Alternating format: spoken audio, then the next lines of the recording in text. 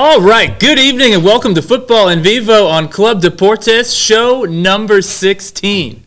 We air every Monday at 10 p.m. on clubdeportes.com. Follow us on Twitter at FutbolAustin, Futbol Austin. Follow Club Deportes at Club Deportes. For all the latest and greatest sports news and commentary, be sure to visit clubdeportes.com. It's Josh Wolff's favorite website.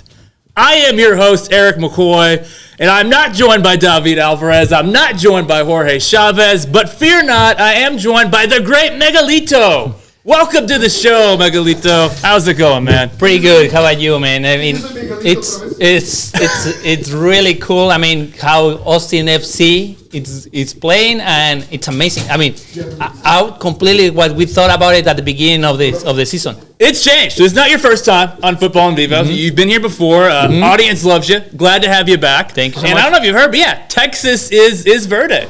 Austin FC, 2-1 winners away to the Houston Dynamo on Saturday. But what did you think of the match? Let's start with the changes that we have. I mean, I like how Wolff started to be very consistent in the lineups. So you think that's the key? So there's the starting 11 right there. You like the fact that we're seeing the same players. I mean, there are a couple of those that you always need to change depending on what is going to be the match. Gallagher was now in one of the I think was left side. So that's a little change. But everything else is trying to maintain the rhythm of the team.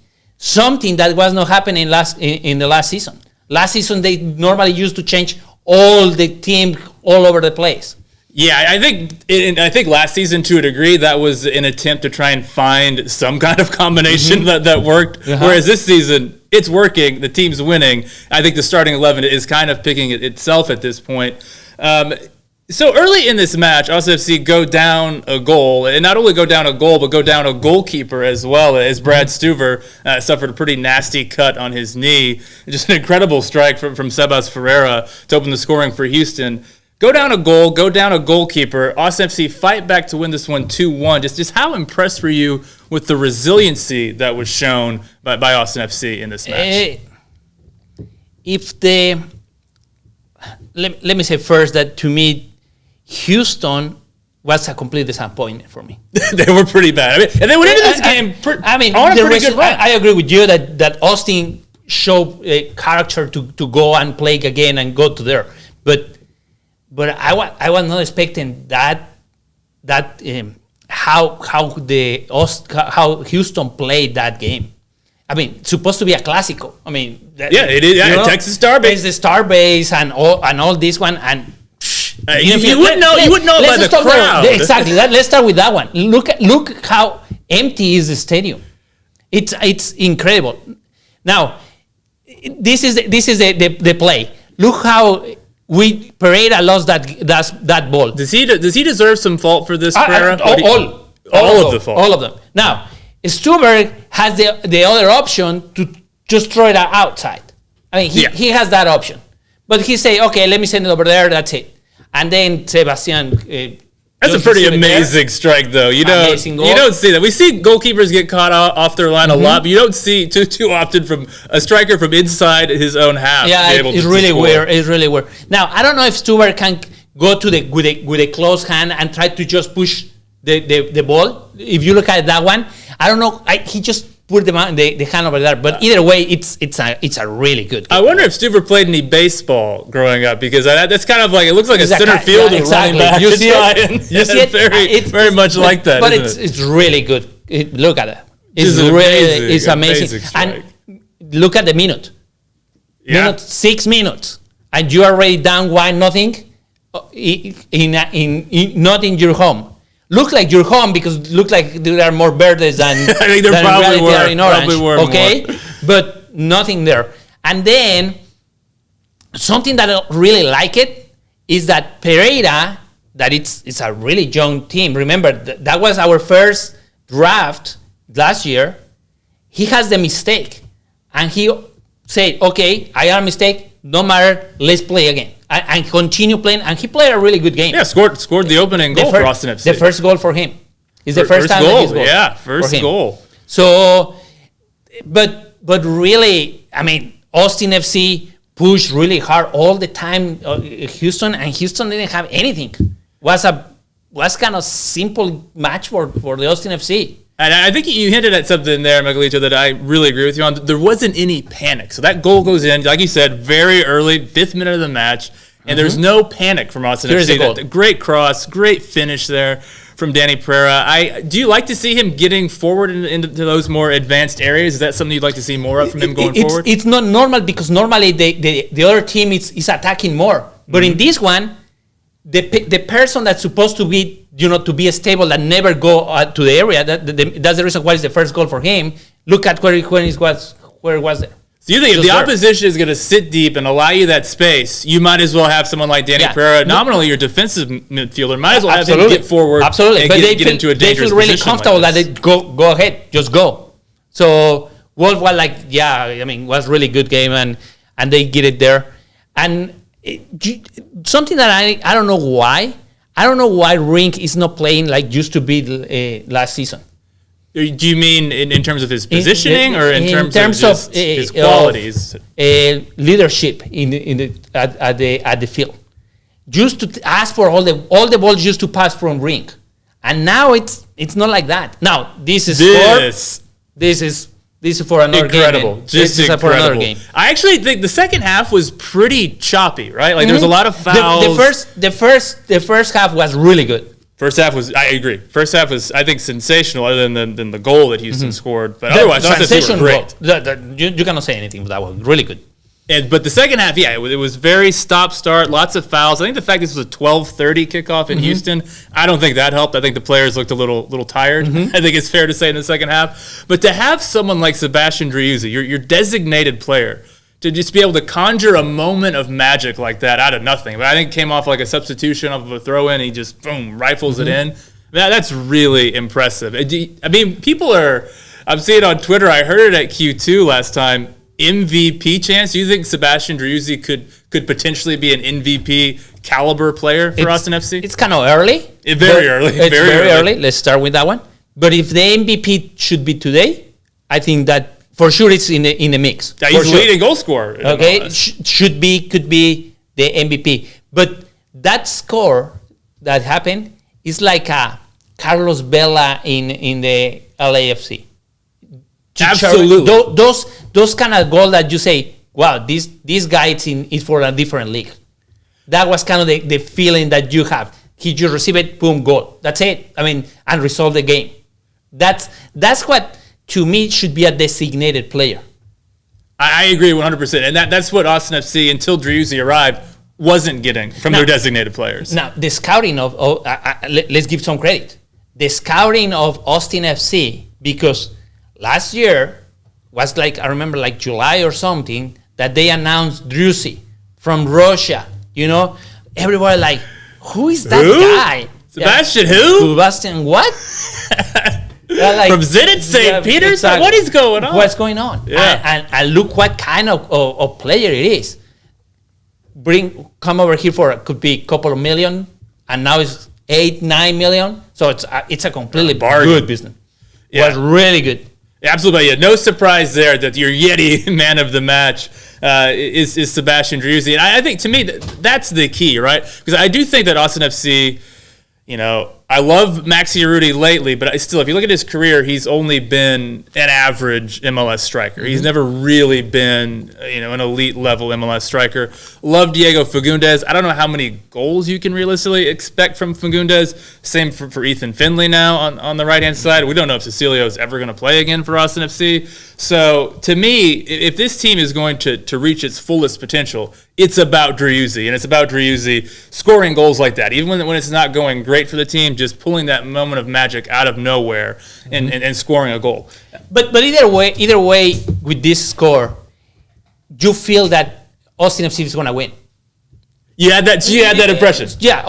See, don't matter. Did you feel that way after the Ferreira goal? Did you still feel like this was Austin FC? It was kind of early, but you saw they started the playing game in like 20 minutes, and we had like 2 or 3 kind of really good opportunities to say, oh, this one is just time. Let's wait, it's just time. Then we tie with the Pereira goal, and you say, oh, Austin is going to win. I mean, I know that was a magic moment because Driussi was not like, oh, it was so tight and everything was, like, oh, this one looks like it's going to be tight. No, it's going to be just for time. And I mean, with this kind of score, I was expecting more goals for Austin FC, especially after how we finished the first half. The first half was so impressed, the Austin FC. The second half, I think after the second goal, Austin FC just started to just managing the game, and they play really well. Yeah, absolutely. So I want to ask you, I want to circle back to something. You mentioned you've been a little disappointed with Alex Ring, and he is in a different position than what we saw him in last season. He's playing further forward. Pereira is more of the defensive midfielder, Ring more of an attacking midfielder. Do you like that, or would you like to see, especially after Danny Pereira scoring this goal against the Dynamo, would you like to see those roles reversed and Ring go back to the defensive midfield role and Pereira get pushed further forward? I like Pereira, the place that he's playing. Okay, in that position, it's really nice. Now, he's so good at driving forward on the ball. Comparing that what used to happen before in last season, do you remember that every play, Stuber sent it to Cascante, and Cascante always looking for Ring, and then we start playing. That was all the time looking like that one. This is completely different in this story now. You have like 2, 3 different options because now you have Pereira, you can now go for Ring, you can go directly to Ruti, like one of the scores that we have. I mean, now it's more options that we have. And that time of like used to be everything passed to Ring, now you don't need it. So but we need to think about it. Now Ring, we need to consider as a designated player because he's our designated player. Yes. Okay? That changes your expectations. Exactly. So I was expecting at least the same as we have last year, and I think it's less now.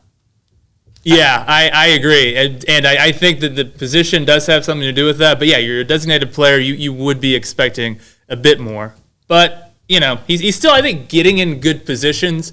He's just not doing much in those positions. And I think it's really because he's mainly been a defensive midfielder and not been an attacking midfielder. And so when he gets in those areas, he doesn't really know what to do. I don't remember what was the game was the second game in the Q2 when they put Ring at front. Yeah, that did happen recently. Yeah, he was. There was a match where he played and they lost all over the place. And he made like 2, 3 really easy goals. Yeah. I mean, it's when you start to say, okay, he's a designated player, but we need to know each team knows what is the correct place for each player. And for Ring, right now it's losing that special piece that we used to do. We should say Ring and 10 more. Yeah. Now it's not anymore. Yeah. And that I think speaks to how some of the other players on this team have elevated their game, in particular Danny Pereira. Another guy that stood out to me in this match, Miguelito, was Ethan Finley with the assist on that goal to Danny Pereira. And so as of right now, without Cecilio, and I don't know if he ever will play again for Austin FC. But considering that situation with Cecilio, for you, is Ethan Finley, is he an automatic starter right now on that right-hand side with Diego Fagundez starting on the left? Is that kind of how you see Austin FC's just best starting 11 right now? For now, yes. But I would like to have another designated player with that change like Driussi. Imagine that we have another Driussi, game changer. Another game changer that you give the ball on the right side and really make a difference. Finland, it's a good player and it's playing better than what I thought, but it's not like that one that you give it to them and you know that something is going to happen. You don't have that feeling when you're at the stadium. It's like we used to when Driussi take the ball, like okay, not something is going to happen now. It's not the same with Finley. Yeah, I think with Finley, it's less about his production because I think absolutely you could certainly find more just impressive standout right wingers than Ethan Finley. But I think what he does really well is he's kind of just an old school chalk on his boots winger where he hugs that touchline and really creates that width and stretches out the opposition. And then that frees up space for Driussi, for Arudi, for Fagundez to attack in more central areas. And I think Finley's doing a really great job at that. And he helps a lot in the midfield. He does. Yes, he does. That normally Cecilio yes, used to don't do it. Yeah, no, that was not Cecilio's forte. And that helps also to be a more stable like team. That's key. Yeah, I agree. One thing I've noticed, and I think that this goes into what we've seen from Finley, is this season versus last season, I think the fullbacks are playing much more conservative when Austin FC are in possession. I think last season they were really sending both Lima and Kolmanic forward a lot. And that was, I think, why Austin FC were so open on counterattacks. I think this season the fullbacks are staying more conservative, and you're seeing that width being created from the wingers. And I think that's part of why Austin FC look like a much more stable team, particularly when they lose the ball. I like really Gallagher when they put it in that position. Do you like Gallagher more than Kolmanic on the left back position? I like it because give you a different projection to go offense. I don't know in the defense. It looks like he's kind of learning. Yeah, I'm gonna put him in Gallagher position, and he say I'm not gonna play forward. I mean I have Fagundes, Cecilio, Drusy, Urruti. I'm not gonna play. So he looks for a different position to play with Austin FC, and he say okay, if I could compete in that position, and they have 2 games already pretty good. So I like it for that one. The speed is really good for him.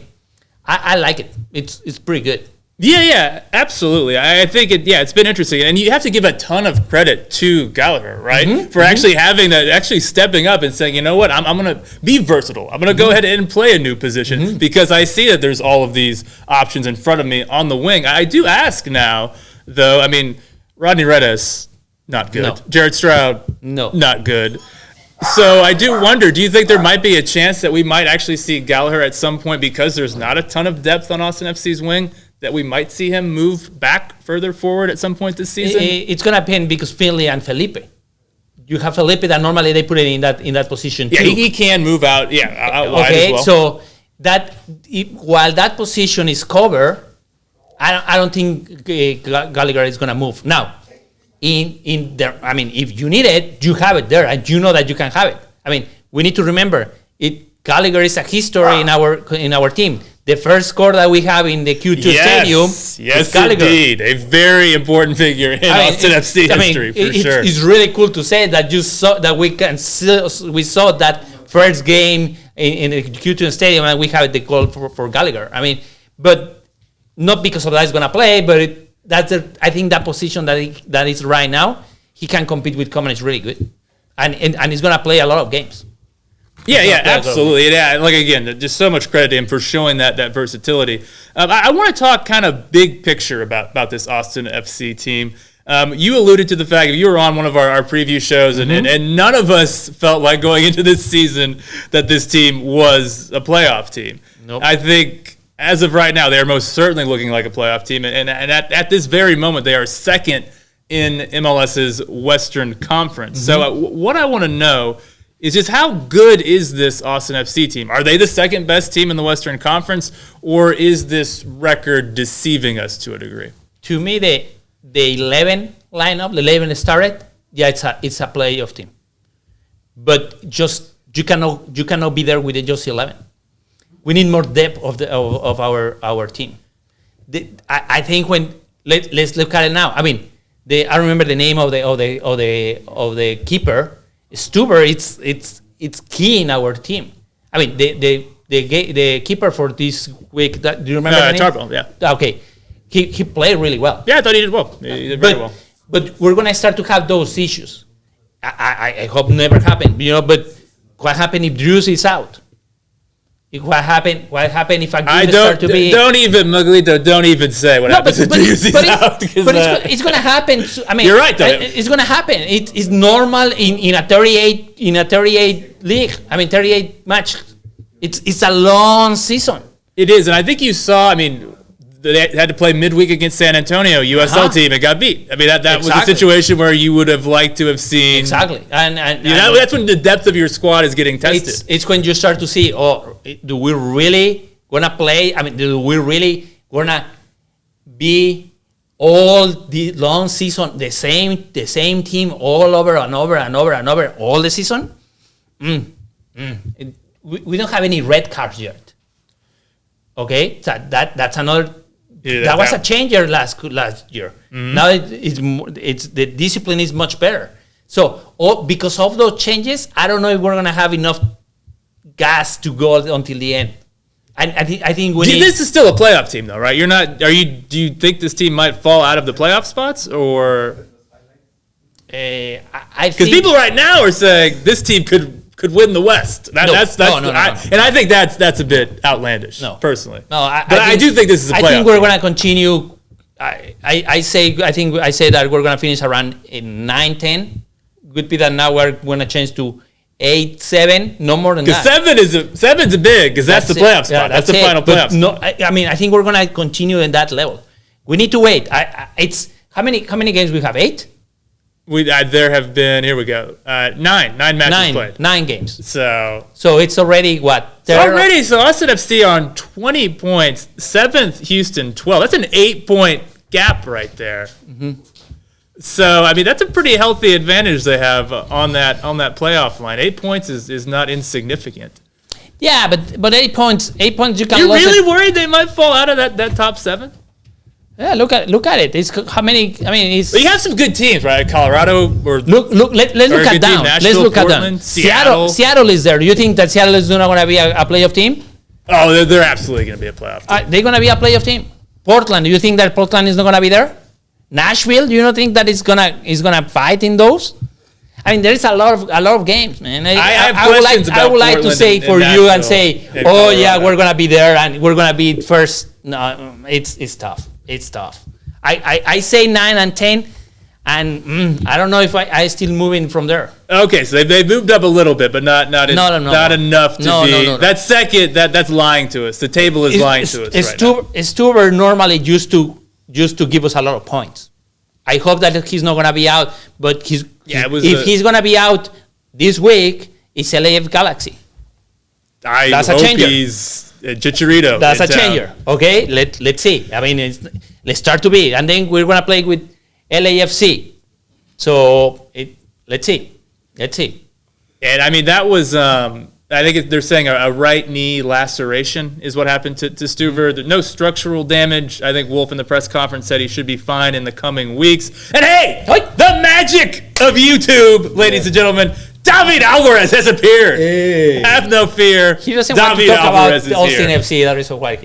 Austin FC, no, it's my favorite team. He's on the bandwagon. He is leading the bandwagon. All the way, Verde, come on. Texas, make Texas verde. That's the call. Real quick, David, because we've been discussing the match in depth, Miguelito and I. I just want to get your thoughts. What did you think of the match, real quick, just for our audience? I know they're dying to know what you thought of Austin FC's 2-1 win over the Dynamo on Saturday. It was awesome. It was just one more win, one more another goal by Driussi that it shows what that spectacular, right? Why he's the MVP, right? MVP for the team. I mean, he just.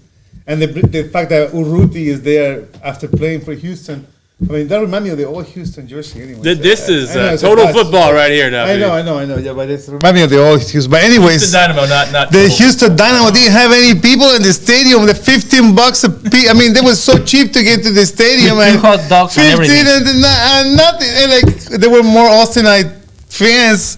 I mean, I feel bad. I mean, I was feeling sorry about DC, but now I see Houston. I was like, oh my God. So Austin deserved this. The coach deserved too. The coach was with the fans. I mean, Wolff. I told you guys I give him six games, right? So he got plenty of 6 games. So. Okay, so I want to ask. That was my next topic of conversation. Josh Wolff, he kind of went viral this weekend for a couple of things. He had a nice little speech with the supporters. He was getting everybody wound up. He was in the locker room giving Tarbell the game ball, getting everyone wound up in there. I actually think we might have. I think Jerry is letting us know we actually have some Josh Wolff footage. I believe that we're about to show. Yeah, which he never did last year. Exactly. I think that's different, right? We're seeing more of his personality. If you did last year, you're in trouble. I mean, last year is when he's supposed to do that. I mean, when you're winning, that's so easy. I mean, I wanna be in front of the cameras and everything. You're not giving him credit for it. When you are losing, is when you need to say, "Oh, I did this wrong. Come on, That's the way that you need to be. Not when you are winning. When you are winning, that's so simple.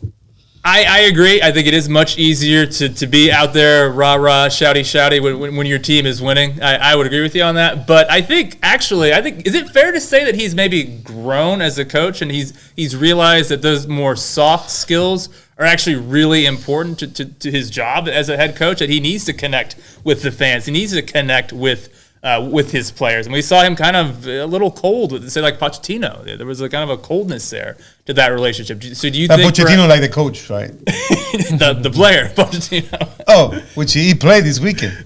He did. He scored a goal, I believe. Yeah. And but is it fair to say that he's improved, I think, from year one to year two in that aspect of like forging that emotional connection, showing his personality? Oh yeah, he got enough chances to do it. Like last year, he should not have so many chances, but he did.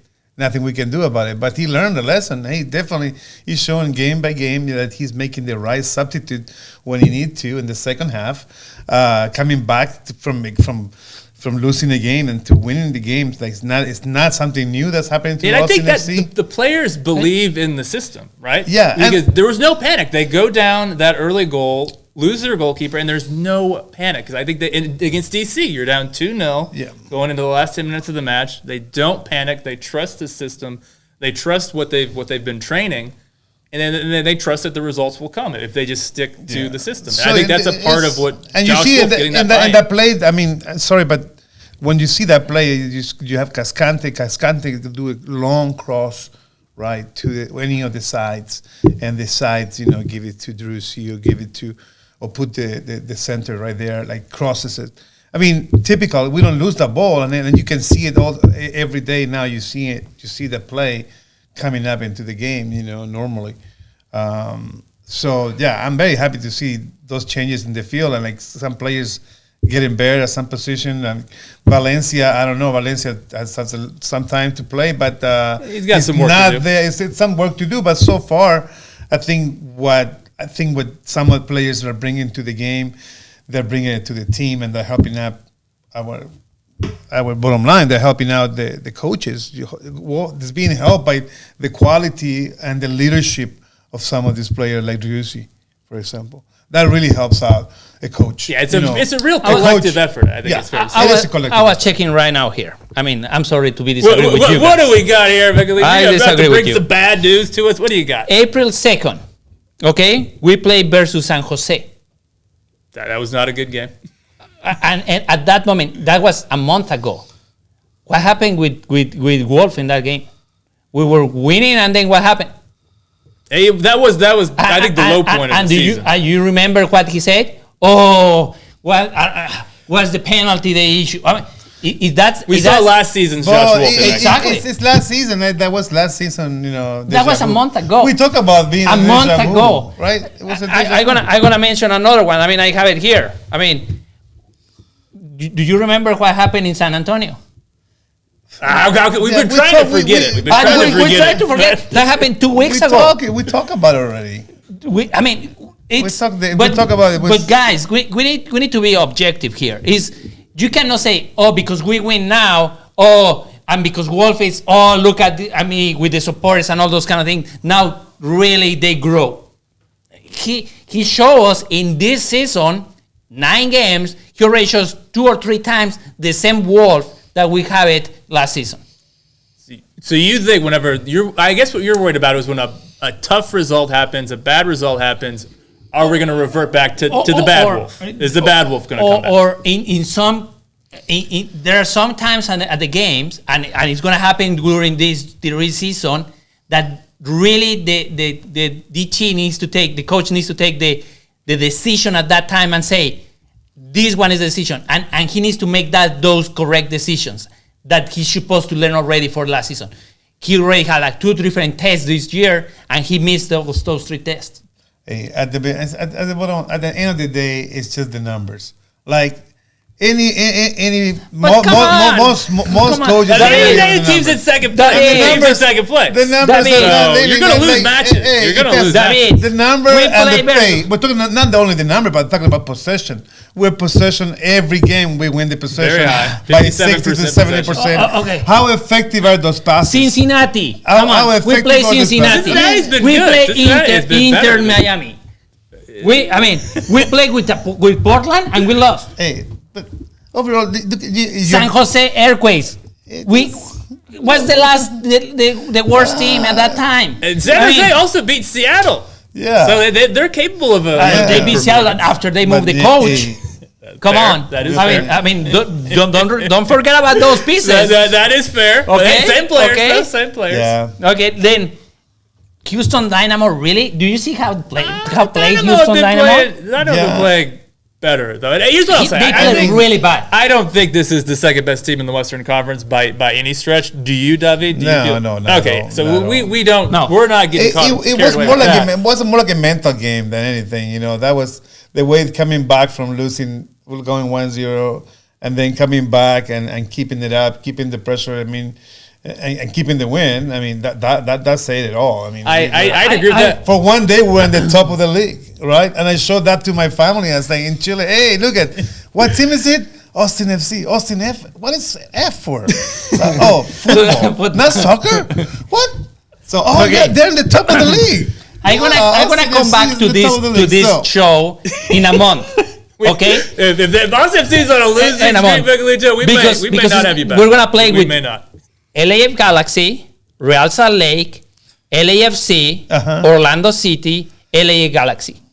Let's see after those games. That's a murderer's row right there. Let's see if we continue at the first place or second place. I don't think so. 7 of the next 10 are on the road as well. So this is a real test.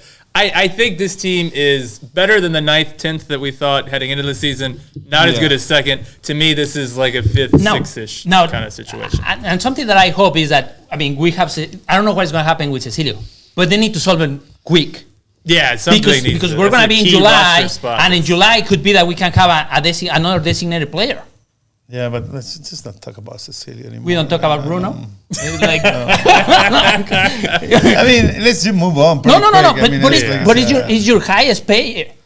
Yeah, but I mean, you have a lot of money in that one. We need to play what we have available right now. Absolutely. But it's an option that you should think about it. I mean, definitely you should think about it. But I think right now, I think they need to solve it quick. So many of us are really happy that Cecilio is no longer there.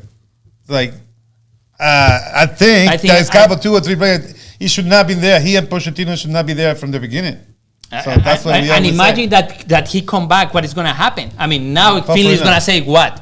Now because he's the star, he's going to put me there, and now we're going to see the coach in reality there. What is going to happen? He's not going to come back for. My gut instinct is that he is not coming back. That's not based on anything. Okay, if it's not coming back. Move out and put another. We need another designated player to be at the playoff team. Situation legally to try and sort out. So but we have other things to worry. We don't talk about Cecilia. Don't talk about Bruno. Don't talk about Cecilia. Jerry, do we have the Josh Wolff clip ready to go? I know Miguelito. I was kind of wanting to talk a little Pumas Seattle, but if we got Josh Wolff ready to go, I love me some Josh Wolff these days. So okay, I think we should be good to go with. Our beloved Coach Wolff. Okay, go ahead. Hi, Josh. Talking about Drusy, we talked this about, we talk about the punish he receives every game, and it seems like it's getting more and more every time he plays. What do you think about that? And also, what was the exchange with Nagamura? We saw that you guys exchanged some words after a fall. No, I wouldn't say it was real words. I mean, he's yelling at the ref for one reason. I'm yelling at the ref for another, and that's healthy banter on the sideline. And Paulo's a good coach. Teams playing physical. That they compete, we compete. It's a game of fine margins, and it's most of it was just about a little bit of the integrity of the game, the fouling, kicking balls out, some of that stuff that happens in these types of games. But no issues. Paulo's a good coach. I have nothing but respect for him in that club. They're doing a great job. The second question is, you got 4 consecutive wins in a row. Yeah. What are your thoughts? This seemed to be like far away last year to think about last year. Yeah, but again, we can't brush last year under the rug, guys. I think it was always going to be a challenging year. I mean, it's unprecedented as an expansion team to play 9 of 10 on the road. That doesn't happen. I watch Charlotte now playing in front of 60,000 people in their second and third games. It's nice to come home and get that little bump. That didn't exist for us last year. Mind you, we lost both strikers by the 5th game, our left back in the 2nd game. Our center back by the 14 games left in the season. So there were some things in there that are just tough to deal with. But our identity and our philosophy and our way of playing was clear. We created boatloads of chances and we're way underperforming. So we've made adjustments, we've made additions, and our players are in a better space understanding what's being asked of them. And I, as a coach, and our staff learned from last year, and it puts us in a space to come in and perform better understanding of what we're trying to achieve. It's the 9th game. We're not getting carried away. It's, we're proud 4 in a row. It's something that is a first for this club, but there's going to be a lot of firsts as our 2nd year. So we got to keep pushing. We got to keep getting better, and we got a lot to prove. I know the respect thing is something that you earn over time, consistency and resolve, and that was there tonight, and that's what I'm proud of. Love it. Absolutely love it. What do you think? Who asked those questions? Come on. I don't know who was the reporter.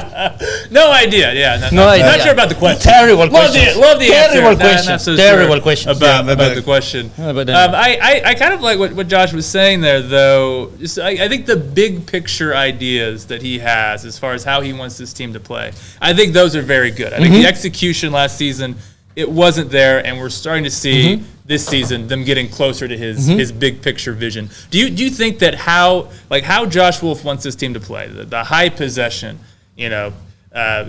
pretty passing, all the attacking rotations, do you think that is a good vision of football? Did you agree that this is a good direction that he's taking this team in, Miguelito? Yes, I think so. I think the consistency is going to be that they're going to play better and better and better. Now, to be an elite team, to be in the first 2 or 3, sometimes you need to change that one. I think sometimes we would like to see 2 forwards when you need it. You need to change to. So you want some more versatility. Sometimes you need it to really win some games, but to go always with the same 11 or very close, not all those big changes all the time. That gave us those results. That's a good part for him.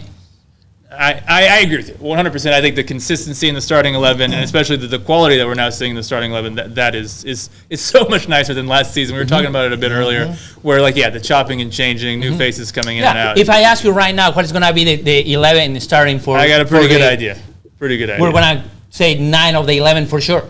Yeah. Or 10 of the 11. Yeah. So I want to. We're running a little short on time, and you got that great Pumas shirt on, Miguelito. So I want to talk a little CONCACAF Champions League final. But any final thoughts on Austin FC before we move on?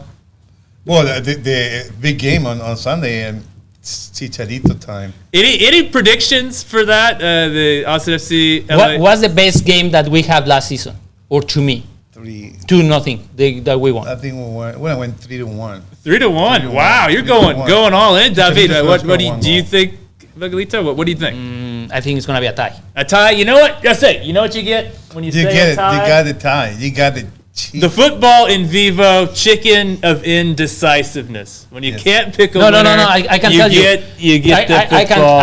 It's okay. I can give you that it's going to be Chicharito scores 1 and Urruti 1-1. I give you who is going to score. Okay, that's getting a little bold, but you just picked the striker on each team, so not that bold. Not okay, that what do you think is going to be?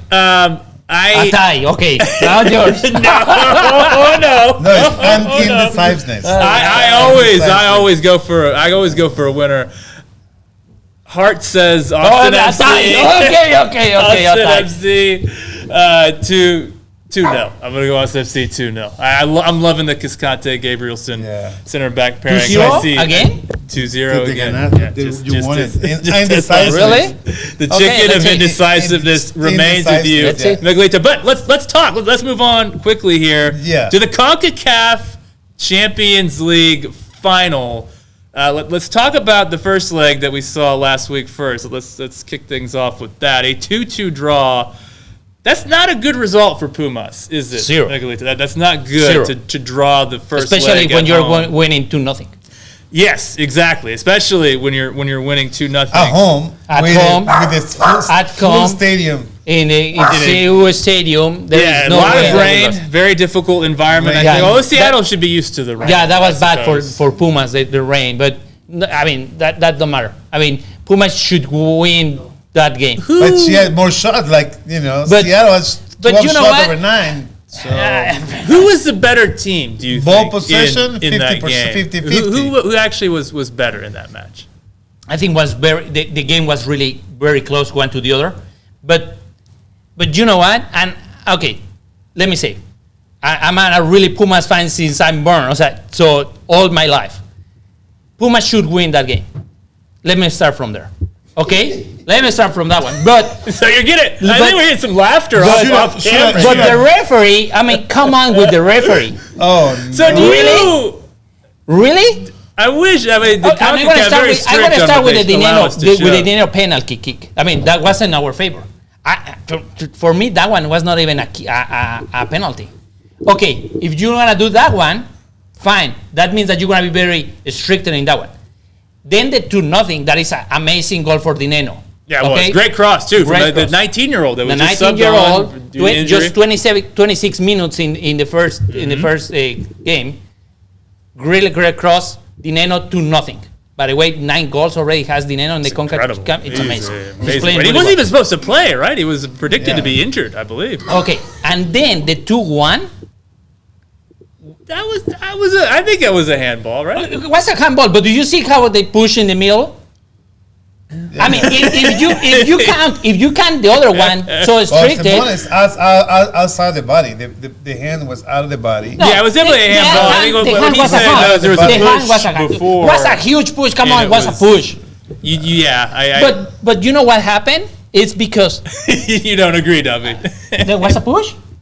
I mean, it could have been a push, but it's not enough to stop that. If Healthy they, disagreement. I no, love come it. on, no. there is But no I way. actually, okay, the one And at the the end, execution of the penalties. I think mean, was both a penalty. penalties. I think that was a penalty. Yeah. It was. I think a Both of them dumb were foul penalties. from Both the of them were Pumas clear player. Which one? penalties. The last No one? The doubt. last one. I Yeah. think that was. Yeah, I think that was. But if you was- want to win that game, I You mean, need to win just it. win And- it. and Yeah, that's just what I win was it. gonna Don't say. wait for a penalty. That's a lottery. That's what some people say. I mean, It's a lottery. Okay, we have an injury for one of our best player, Mozo, in the Yeah. first half, and that was not good for Pumas. Pumas was winning 2-0, and I think they should say, you know what, they start to go back and just waiting, and that was the mistake. Yeah, that's always the error. You don't like that when the bus gets parked. Yeah, you don't, that's don't too care for it. dangerous. It's too It's too dangerous dangerous. because you allow the other team. Because the could happen initiative one of the other penalty team. and you missed it. Yeah, the only one that knows But either way, we're gonna win in Seattle. Bielsa knows Oh, that, okay. So you might. Either way, You we're might gonna have win in to. Seattle. That's pretty bold there. What did he say? He said they're going to win in Seattle. Absolutely. Pumas. Pumas gonna win in Absolutely. Seattle. What do you Listen, think? Oh, I don't think. it's gonna be the MLS first ever I mean, tournament. It's gonna first time that MLS is gonna beat the Mexican League. the MLS really, And Pumas is gonna allow it to the happen. CONCACAF really Because wants. they don't have Let me what say, it takes. That goalie, he had a big fight with the striker. The with goalie is amazing, man. Uruguayan.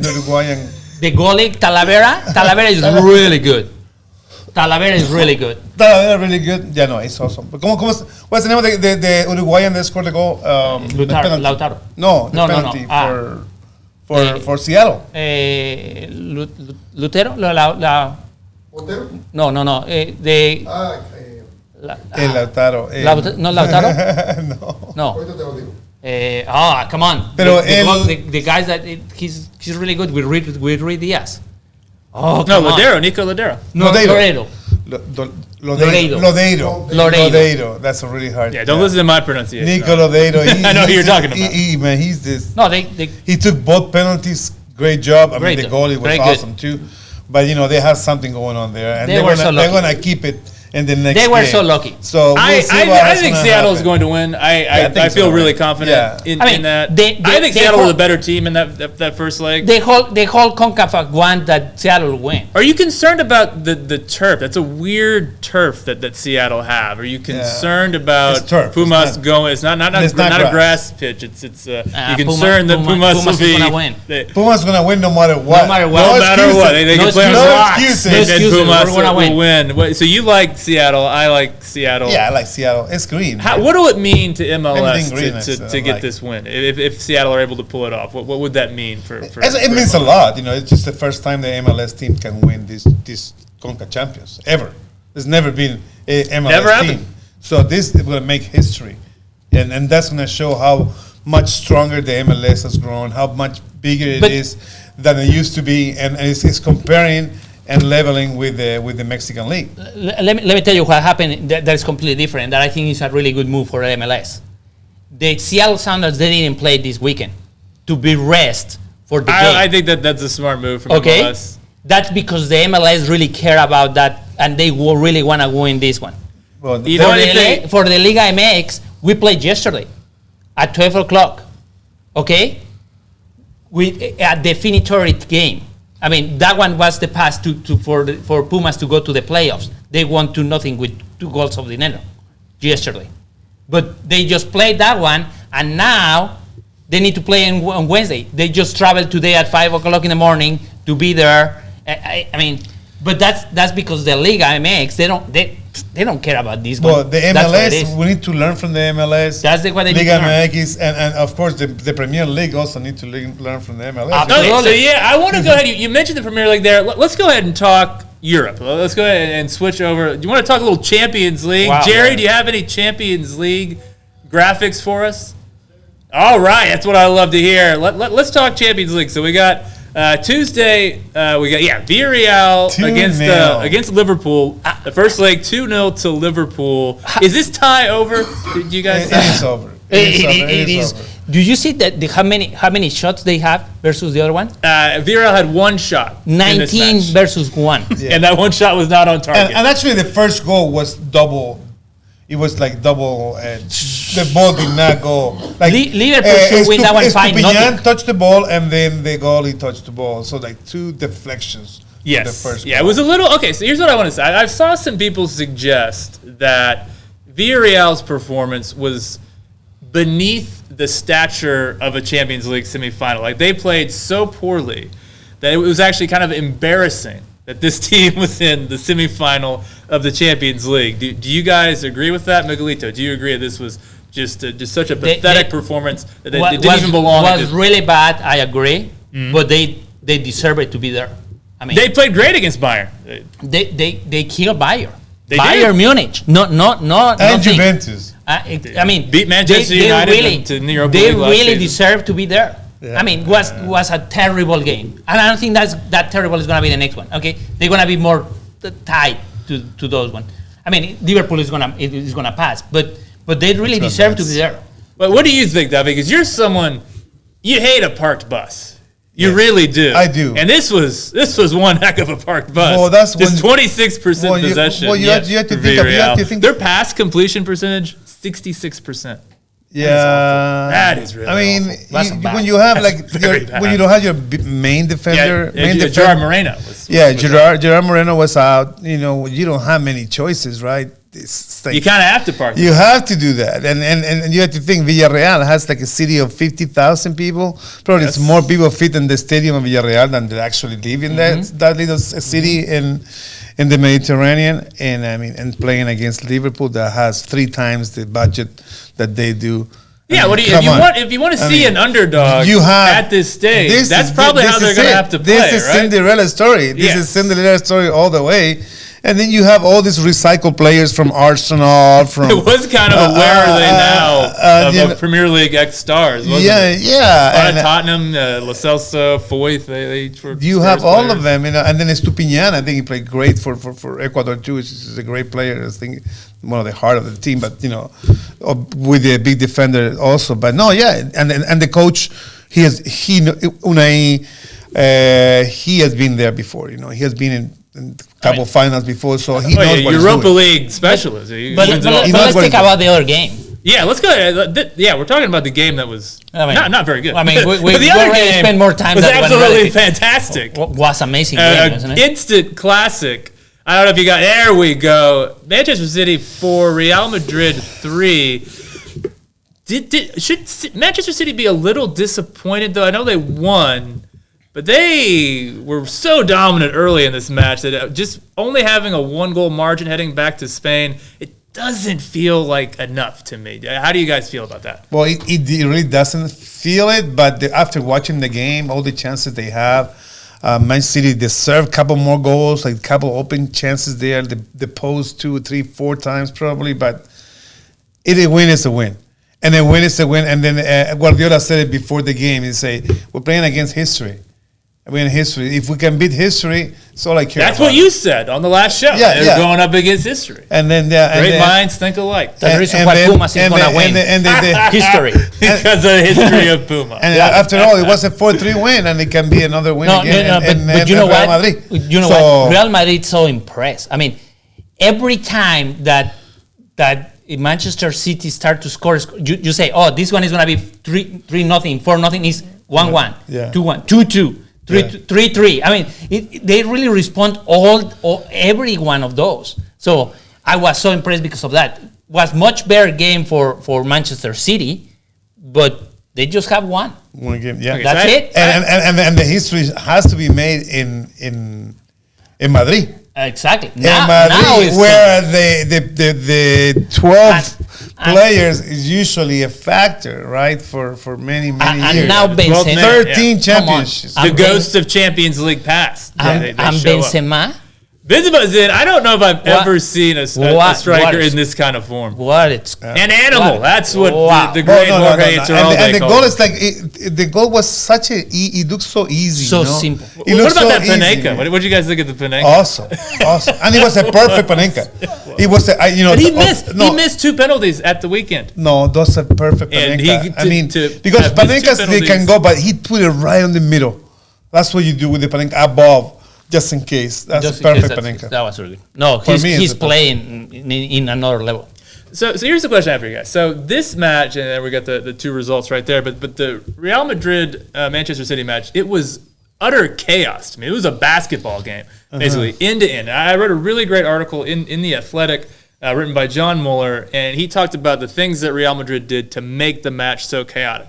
Playing it really direct to the wingers, getting the wingers on the ball, dribbling direct at City. They would just press Ederson like crazy when Ederson would try and they would just charge. That's what you have to do. Against City, Ederson is one of the weakest links. You've said that for a while. I'm still not 100% sure I agree with you on that. But that's what they did. Okay, so in this match, though, I mean that's what Real Madrid did to make it chaotic. My question is, though, could City have done more to slow this game down? I mean, when we think about Pep Guardiola, going back to even his time at Barcelona, I think of like patient, methodical possession play. That was not prevalent in this match at all. Could Honestly, City have done what are you more? going to do with Vinicius that scored that goal?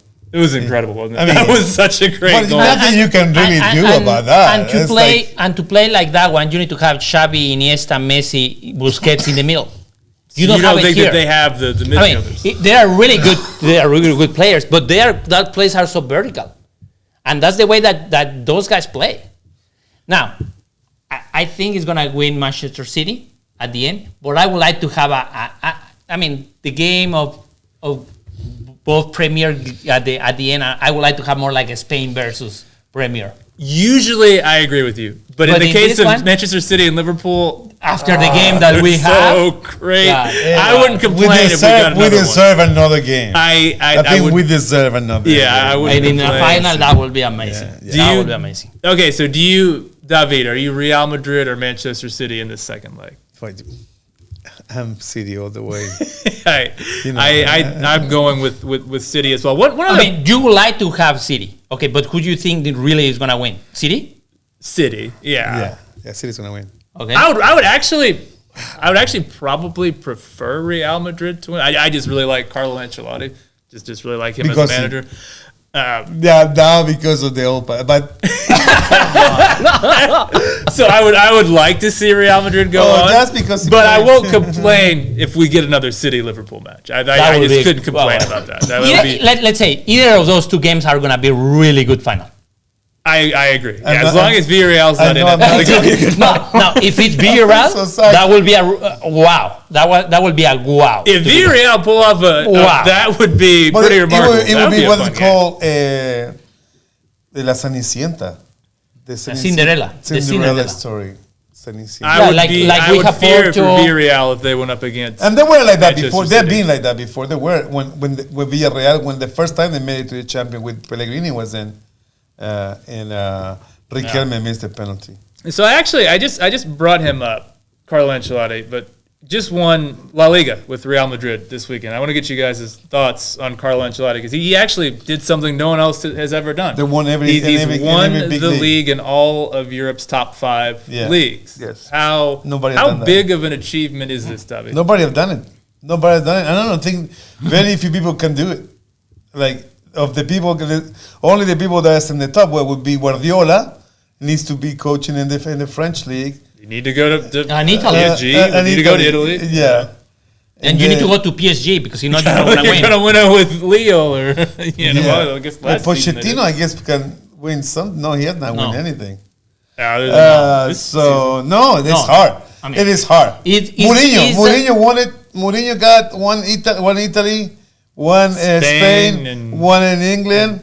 He needs one in Germany and in France. France. I mean, So he's the it's closest that one. hard. That is the first time that happened in the whole history. That hard it is. I mean, imagine how many coaches we have, and it's the first time. It's pretty amazing. And Now, look at he was playing with Everton not long ago. Yeah, with Everton, who might Now- end And up- that's the there result. it is. There's the La Liga. now I don't know. scores I don't right know, there. guys. It happened to you this season with no Barcelona at the top, really fighting each other all the time. Was kind of like a Liga, like kind Well, of. this is going to be, and in La Liga is already everything was decided. What it's going to do is who's going to qualify for the Champions League. Yes, And that's Real what the fight Betis is right suffered now. a pretty big setback today. But when they that tie, draw, they 'Cause draw. Put if them you back. notice, Atletico Madrid dropped points, and they haven't been playing particularly well. So they're But still Barcelona in, win still was in big this. in that perspective. That win too. Yeah, but they went to Mallorca, and Mallorca is one of the worst. Yeah, but the fact is to get any points right Yeah, now. no, right to now, put yeah. Champions, I don't care. Like, I would agree with you, Miguelito. This has not been a vintage La Liga season by any stretch. I think what is going back to Ancelotti though. I think what is impressive about him is what you've seen.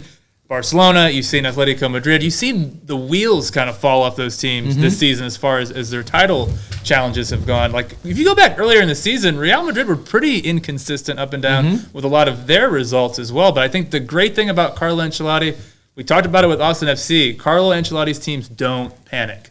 He is just Mr. Cool, Mr. Calm. They could he's lose a really game or good two, and it never turned into a crisis. I think that's Yeah, why I they're the think he team just- that ended up winning it this season. he does Yeah. that way. I mean, And you don't think that the Liga needs more like a really superstars again?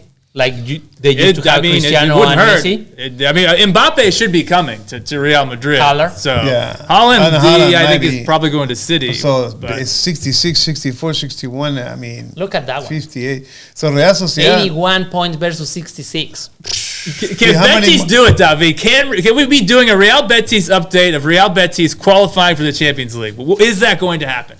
Jeez, I mean, it's gonna happen. It's gonna happen. But like, Wow. If they won the Chicken of indecisive. if you win the Copa del Rey, you can make it to the Champions. At least you have 2 chances through the you can make How it many? also to How the many Europa. more games? I didn't see how many. I think there's Go back. Three- You're right. three. three, I think. Look, 34. So it's 3 more. 3 more games. Yeah. And then the Italian league is 3 games. The Italian A league very good title race there. Yeah, very Inter good. versus Hopefully we Milan. get some time maybe in the upcoming shows to talk Serie A. Serie A is it's is going down to the wire. and it's a 2 race. It's a Yeah, 2 two race. horse race just like England. Yeah. We're just about out of time, but real quick, City up 1 point on Liverpool. Are either of these teams going to drop points between now and the end of the season, or do you think they're just going to win out? City's gonna win it all. City's going to win it all. Yeah. Is that what you think as well, Miguelito? No, I don't know. It's very hard. I think City is gonna win the Champions, and Liverpool is gonna win the Premier. Wow. I'm gonna go reverse. I think City will win the Premier League and Liverpool will win the Champions League. Okay. I think Liverpool I heard are that better many than times. City. Yes. That I think sounds like Liverpool a can beat City head to reasonable- head. You're gonna go to the everybody say the same stuff, man. That's why you have the chicken over there. Right here, baby. Chicken of indecisiveness. I love it. Okay, I think we're out of time here this week. Oh, we forgot about Chelsea anyway. I don't want to talk. I don't want to talk Chelsea, Chelsea. come No way. We don't talk No way. about Bruno. We don't talk We about don't talk about Chelsea. Chelsea. We don't talk about Chelsea on this show. But appreciate you stopping by, Miguelito. Always fun to have you on. Thank you, Jerry Lopez. Just excellent work producing the show. Thanks for finally showing up, David. Great to see you. Hey, nice. We'll do this again next week. Appreciate it, everyone.